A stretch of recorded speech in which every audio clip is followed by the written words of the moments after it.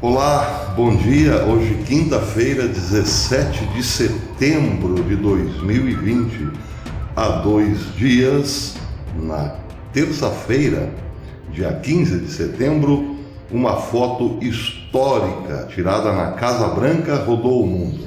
Essa foto que vocês estão vendo, numa das sacadas da Casa Branca, estão lado a lado o primeiro-ministro de Israel, Benjamin Netanyahu, o ministro das Relações Exteriores dos Emirados Árabes Unidos, Abdullah bin Zayed, e o ministro das Relações Exteriores do Bahrein, Abdulatif Al-Zayani. Eles estão nessa sacada aguardando para assinar o acordo de paz, chamado Acordo de Abraão, com o presidente Donald Trump. Isso foi no dia 15 de setembro, como disse. Uma foto histórica, claro. Hoje o Jerusalém Post trouxe uma longa matéria perguntando quem de fato costurou o acordo entre israelenses e árabes. Quem está de fato por trás deste acordo inimaginável há alguns poucos anos? Seria Donald Trump? Seria Jared Kushner? Seria alguém do mundo árabe? O Jerusalém Post vai em outra direção. Não traz Donald Trump como o costurador, como o mentor do acordo, nem o seu genro Jared Kushner. Aliás, Donald Trump tem muita influência sobre Israel, mas não teria ele suficiente poder de costurar um acordo com os árabes. O Jerusalém Post revelou que esse acordo vem sendo feito há muito tempo a partir de uma aproximação da comunidade evangélica norte-americana com países árabes. Sem muitas delongas, o texto do Jerusalém Post diz o seguinte: o líder evangélico Joel Rosenberg disse que, enquanto a maioria dos evangélicos acredita que a profecia bíblica indica que um dia Israel terá toda a terra que foi prometida a Abraão, isso está na Bíblia, o que eles querem, os evangélicos, é o melhor para Israel, e sua fé dita que a paz é o que Israel mais precisa.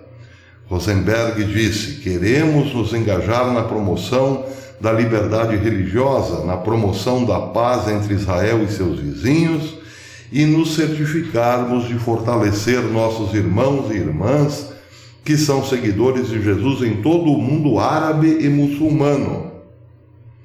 E acrescentou que os evangélicos querem, acima de tudo, que Israel seja mais segura, mais forte e mais pacífica.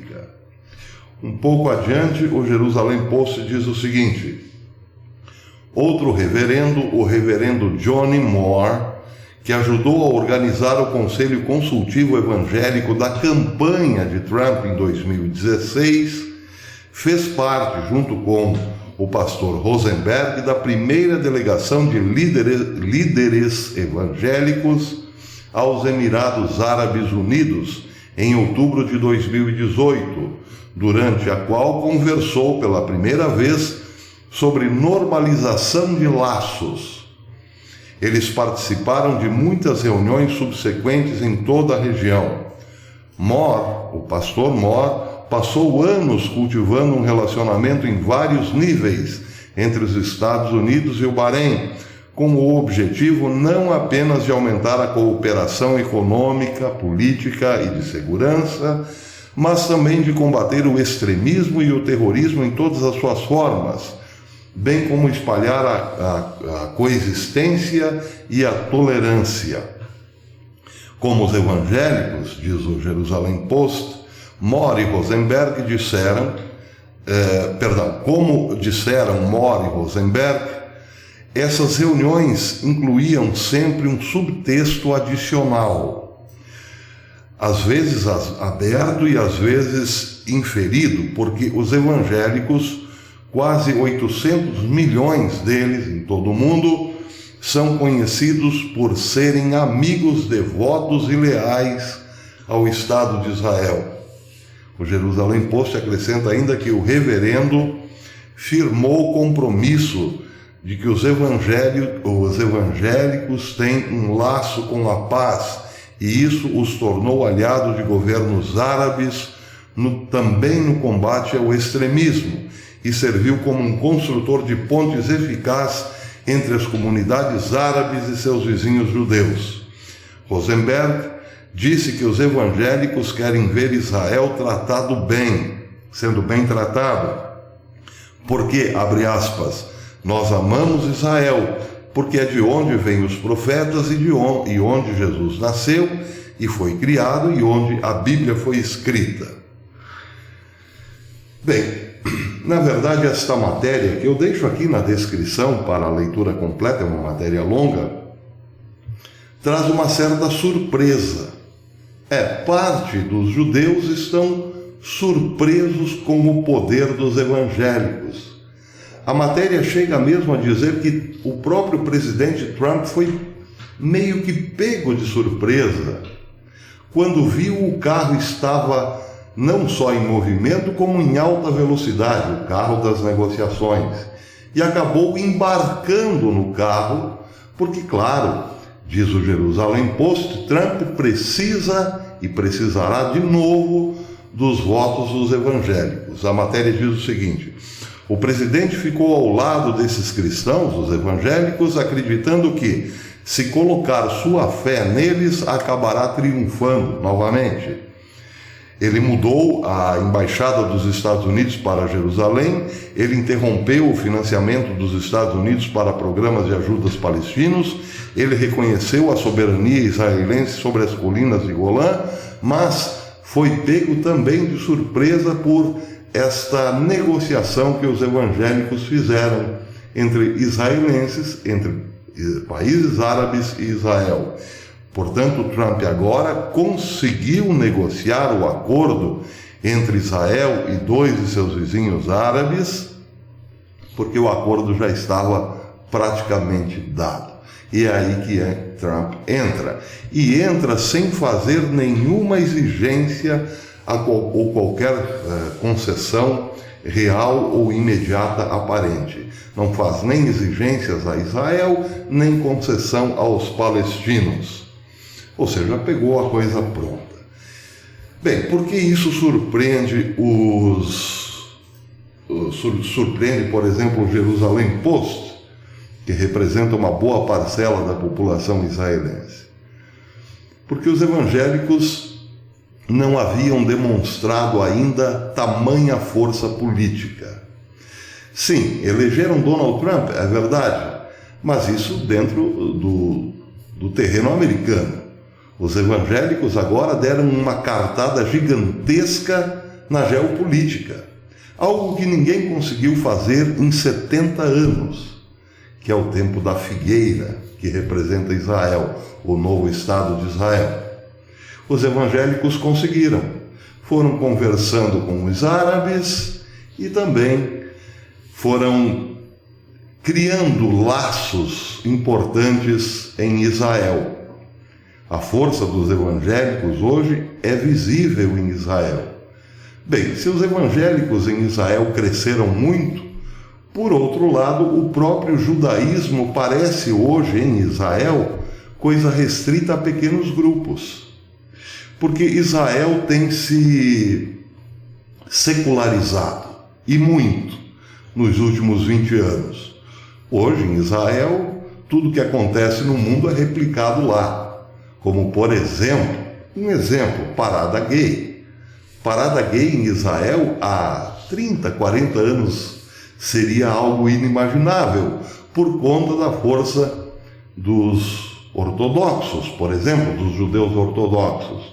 Mas, seja como for, Israel, como dizia já na Bíblia, entre o livro dos juízes e o livro dos reis, sempre teve vocação para ser igual às outras nações.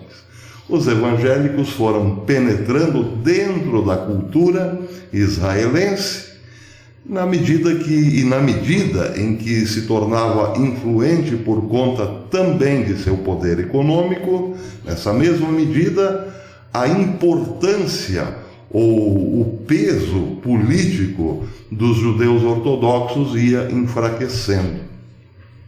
O único defensor, na verdade, dos judeus ortodoxos está em meia dúzia de políticos do Likud, mas encontra muita resistência, como por exemplo no partido de Lieberman, que tem perseguido os judeus ortodoxos, principalmente por esses não quererem servir às forças de defesa.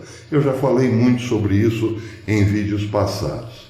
Bem, essa influência evangélica dentro de Israel foi suficiente também, ou foi importante também, para facilitar o acordo com o mundo árabe. Agora, o que surpreende mesmo é que os evangélicos penetraram também no mundo árabe.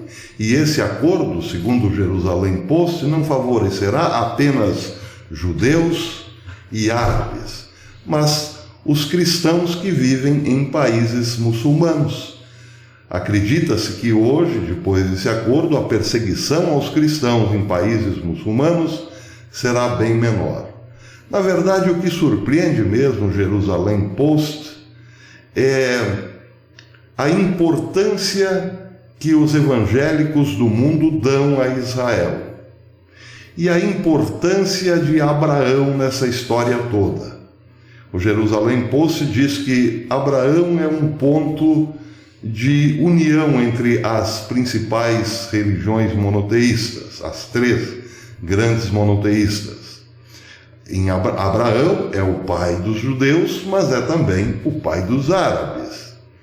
E por Cristo e em Cristo, os cristãos também foram enxertados na cepa de Abraão. Portanto, Abraão, no final das contas, para o Jerusalém Post, é o pai tanto de árabes quanto de judeus, como também de cristãos. E aí vem a grande surpresa. Como é possível que não tínhamos notado isso?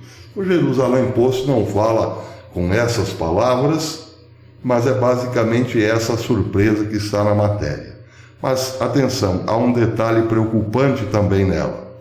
Se Abraão, para o Jerusalém Post, é o pai das três grandes religiões, é também uma possibilidade hoje, ainda que retórica, de uma religião mundial. Porque os Emirados Árabes Unidos já iniciaram esse processo. Um lugar, um templo, por exemplo, onde as três religiões possam cultuar o mesmo Deus. Ainda que exista divergência teológica, se o Deus dos judeus é o mesmo do Deus dos muçulmanos e o mesmo Deus dos cristãos. Bem, não é esse o ponto não é teológico, o ponto é político. Com um centro de gravidade que una as três religiões, como Abraão, por exemplo, é possível sim dar sequência ao projeto Abu Dhabi, este que prevê uma só religião, um só povo e assim por diante. Bem, isso é preocupante, claro, mas está um pouco longe de acontecer. No momento, o que se celebra é a paz entre árabes, judeus, mas também a possibilidade de que mais países árabes entrem nesse acordo.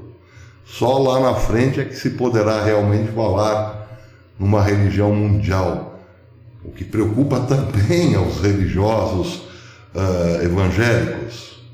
Preocupa muita gente, para dizer a verdade, mas isso só lá na frente. O fato é que um processo histórico já foi desencadeado, e põe histórico nisso. 70 anos depois da fundação de Israel, surge finalmente a possibilidade de que alguém diga: a paz e a segurança. Nós aqui só de olho. Até depois.